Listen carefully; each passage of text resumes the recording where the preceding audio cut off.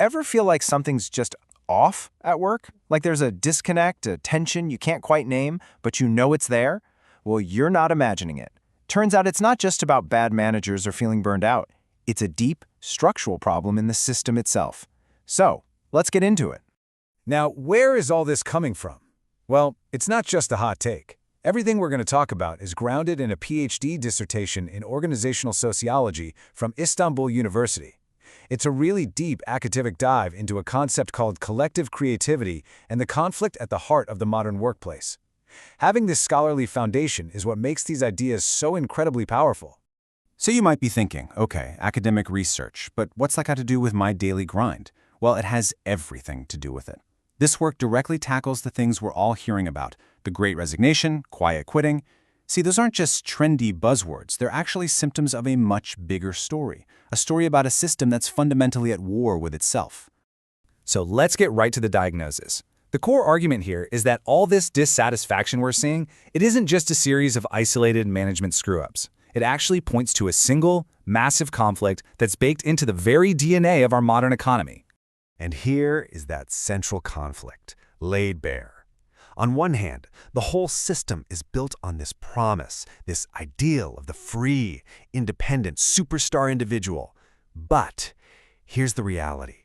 For the system to actually work, to innovate, to solve problems, to move forward, it desperately needs something that the lone individual can't provide: deep, messy, collaborative, collective creativity. The two ideas are fundamentally at odds.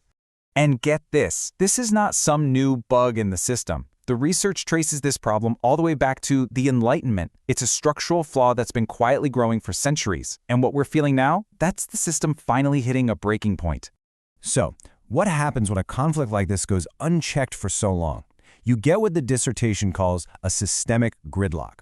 Think of it as a polycrisis. It's not just one problem. It's a tangled mess of crises, all feeding off each other, creating this massive state of dysfunction at work.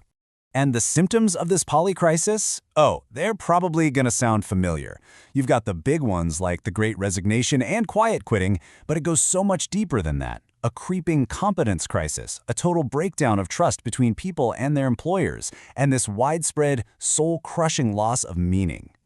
This quote from the research just nails it. This isn't just a dip in morale. What we're seeing is a historical blockage. The system itself is literally struggling to function. And that essential bond of trust, the glue that holds everything together between us and our organizations, it's been shattered. Okay, so that's the diagnosis, and yeah, it sounds pretty bleak. But here's the good news. The research doesn't just identify the problem, it offers a powerful prescription. And the way forward isn't about small tweaks, it's about unleashing a completely different kind of power. And the absolute key to this is a concept called collective creativity. Now, this is way more than just teamwork. Think of it as a dynamic state of interaction, almost like a group mind, where people can solve problems that are just flat out impossible for any one person to tackle. It's the real engine of breakthrough innovation. So, how do you fire up that engine?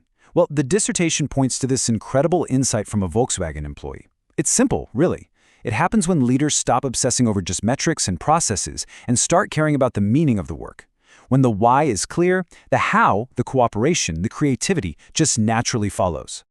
So what does this actually look like in practice? The research points to a place like Pixar as a fantastic real-world example, and they basically give us a blueprint. You empower your most creative people, you build a culture of peers, not hierarchies, you throw open the communication channels, and you make learning from both successes and failures the absolute top priority. That's it. That's collective creativity in action. When you start putting these principles into practice, you get to the ultimate vision that's proposed in this research.